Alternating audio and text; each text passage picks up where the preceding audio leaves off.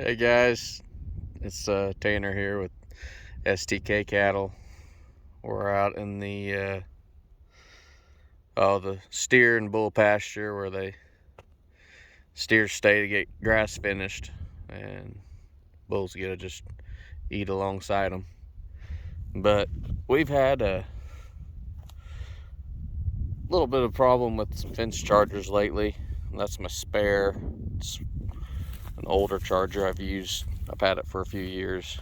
They make it just down the road in Cherokee, Oklahoma, but they work good for a quarter mile. Out here, there's at any point in time there could be a mile and a half out here of electric fence that's overloads this guy a little bit. It works in a pinch, but it doesn't give them enough shock to really get the job done. I've got this speedrite. This is what's normally out here. It's the speedrite 3000. Runs off of a car battery. This what's normally out here. This thing it'll light you on fire if you grab it. It's typically puts out anywhere between 7 and 10,000 volts.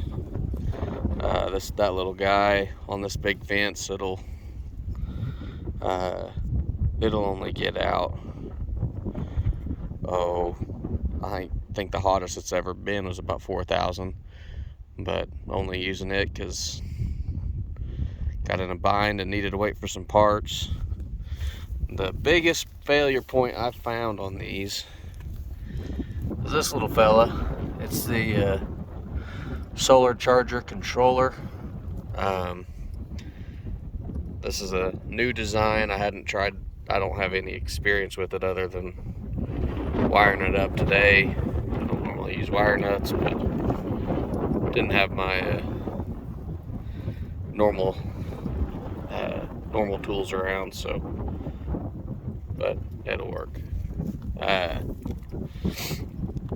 But those little controllers, the previous design, it wasn't waterproof. The one that that whole system comes with, they don't come with a waterproof setup, and I was going through 3 or 4 of those a year, and they're not expensive. They're $10 to $12 or something, if I remember right. And this one was about $25. Don't quote me on that, but I got the whole thing from American Grazing Lands. You can call their customer service and they'll help you troubleshoot whatever's wrong. Been pretty pleased with that. But anyways, we're gonna go ahead and swap out energizers out here. The calves are starting to crawl through the fence. There's got a couple that are stubborn like that, but just gotta keep them trained. And I don't know, took 2 weeks for me to figure out the problem, get the parts ordered, and the way things work nowadays, shipping takes forever and nothing gets here quick. So, but there's no reason for them to be trying to get through here other than curiosity. I've had a sandhill blowout right there with this drought. When we kind of get into this bottom ground where I've overseeded oats into the Bermuda. But the Bermuda's growing, but you can see it down here. That's Bermuda. That right there's oats. You get the Bermuda coming up, but there's only about I don't know, 10 acres, 10, 20 acres here that hasn't blown out. There's patches and bottoms that are still green, but the sand just keeps moving. It's, with the drought last year, it didn't grow enough grass. I tried to harrow down the tumbleweeds and weeds and plant some wheat and rye, and wind just kept blowing it out down the drill rows. So I just made an outside round here, and you can see where it blew, and then I got the oats to finally take. But yeah, that's just sand blowing over the top of established Bermuda, just blowing off the top of the hill. So anyways, hopefully we get some rain and get something to hold that sand still, but be a little bit before we can plant anything else. But I'm gonna need both hands to wrestle that thing around, and I'll get back to you here in just a second. Alright guys, I'm back. Got our speedrite put in. I don't know if you can hear this thing popping, but it's plenty hot. I haven't tested it yet. We'll do that together here in a second. See, the steers are starting to get a little curious. But anyways, I'll go over my grounding system just so, in case anyone's got any questions on that. It's dry, it's sandy out here. We're on a sand hill. I mean obviously I can get sand dunes over there, so anyways, there's plenty of YouTube videos on how to test this stuff. Might do one on it myself later. But so I started out the way I had always been taught to set up a ground rod was hammer a T-post in the ground as far as you can. That was always good enough. When I went to rotational grazing, I learned that's not good enough. So I hammered in a second actual rod here. That's a galvanized rod right next to it. Got a little better, but I mean, you can see they're kind of cobble wired together. But anyways, that worked for a while, but whenever I went to this charger, I still wasn't getting enough, what I thought was enough pop out of it. So did a little more research, and from what I could gather, you put a ground rod every 10 foot connected by copper wire. So you can see that white wire comes around, hooks in here. That's also where my charger's hooked into the ground. When we go to a black wire, I just had some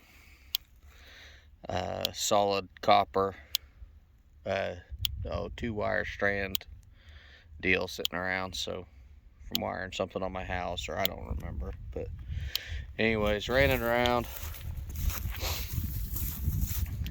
comes to here, got the little brass or copper clamps. These two are both, the second two are actual copper rods. They're 8 foot long. All three of these, the galvanized one's 8 foot long as well. But the way they say to test it is you go to the furthest point on your fence and ground it out, lean a T-post against it, something like that. Come back and test it. You can take your fence tester. Here's what I use. Had that one a long time, but if I remember right, with it grounded out, and I don't have it grounded out right now, so and there's always going to be some stray voltage coming back, but I think the way to test it was go to your last grounding point and stuck my little probe in the ground. I'm just trying to get, you know, the whole one-handed YouTuber deal. Not even a good YouTuber, let alone a good one-handed one. But so I could go a half mile down here, ground it out. Like I said, if I come out here with my four-wheeler or Ranger someday, I might do that. It's easier to zip around on that than the pickup. But it's got my probe in the ground. You stick your deal there. See, I still got stray voltage. I got 300 volts of stray voltage coming in, 0.3 kilovolts. And I'm not sure I could get rid of that in this sand. I think I have better luck bringing 3 5-gallon buckets of water and just watering my ground rods. So that's typically my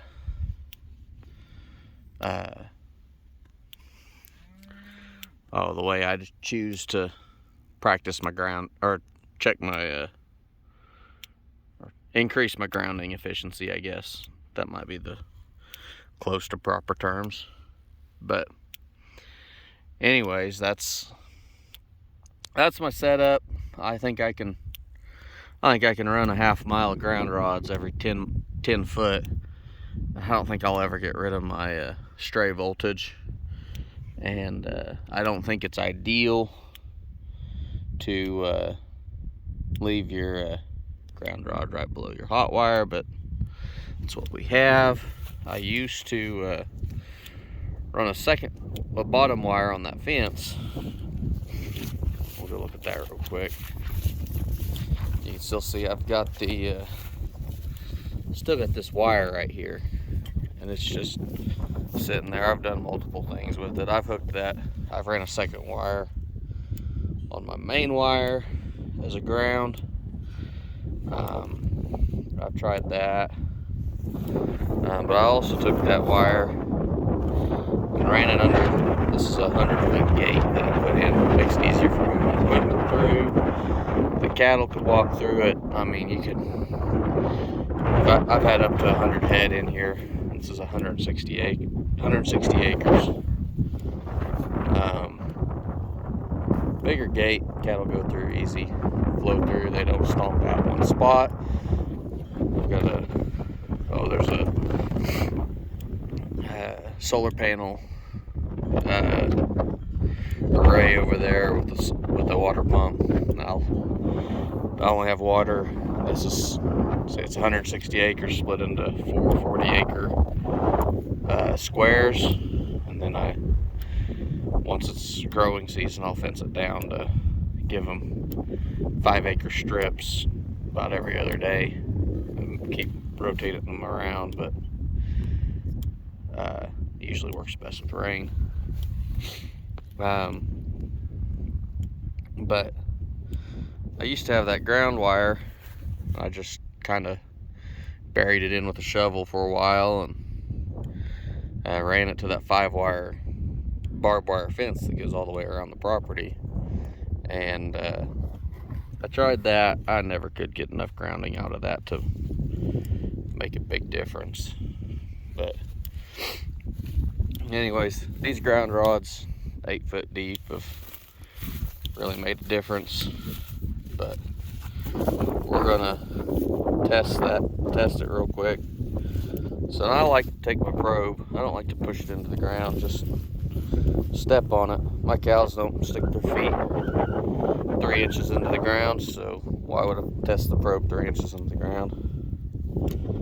So here we go.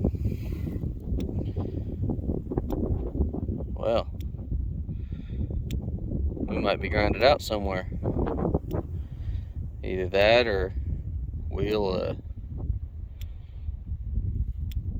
got a problem. So looks like I'm gonna go